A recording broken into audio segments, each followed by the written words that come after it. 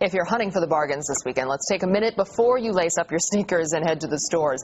Our next guest says you need to apply some basic rules to your quest for bargains. Amanda Steinberg is the founder and CEO of DailyWorth.com. It's a personal finance site for women. She joins us now with Outlet Mall 101. Thanks for coming in. Very happy to be here. Okay, so this is the big question I think everybody asks, if they've been to an outlet mall. Are the deals really that great that are out there? Well, you have to be very careful. I mean, the outlet malls are positioning their items as factory overruns, but the reality is that many brands are actually manufacturing specific lines for those outlet malls. So you're not getting the quality or necessarily the deals that you think you are. Okay. So here's and that's the thing. It's not going to be something that's been, let's say in one of the stores that season necessarily. It may be something that was never in, say, an Ann Taylor or a Banana Republic. It's something just their own line in the store. Exactly. Okay, so that's something people have to know about. The other thing is, how can you tell on the clothing? It may have something listed that indicates it's such a deeply discounted price, that you're getting such a great deal. How do you really know if that is a good deal? You don't really know, and I think that's why you just want to do your research ahead of time and perhaps do some searching online. So, for example, it might say that you're getting a $120 pair of jeans for $50, but those might actually be $30 pair of jeans. Mm-hmm.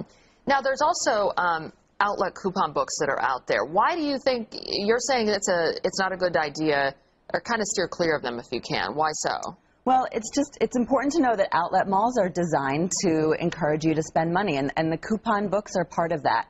You just want to make sure that if you are spending money related to a specific coupon book, that you see what the minimums and the requirements of spending those coupons are. Sometimes they have a minimum, say you have to spend $50 in order to get the discount. Were you really going to spend that $50 ahead of time, or are you really just racking up your spending in order to get that discount? Mm-hmm.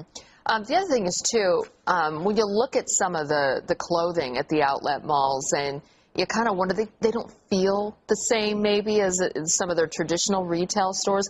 What is the quality like at some of these places? Not just clothing, but other stores as well that sell goods. Well, the reality is that the quality, you really have to learn how to make that judgment for yourself and look at the seams and look at the materials and ask yourself, does this feel like quality?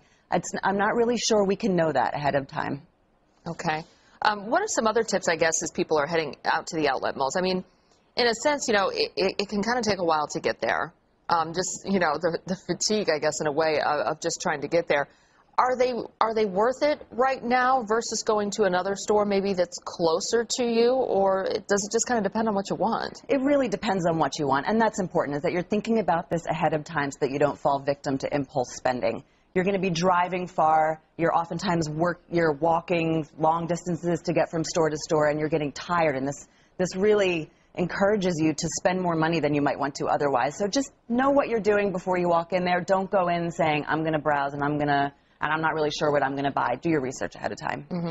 The other thing, we can now use our smartphones to kind of help us out when we're taking a look at the clearance rack. Explain how we can use our nice, shiny smartphones to do this for us. Absolutely. Take advantage of that iPhone or your Android, or if you don't have one, look up the mall maps online beforehand and make sure you plot your course, because if you don't do that, you're going to end up walking for hours and hours looking for the stores that you want.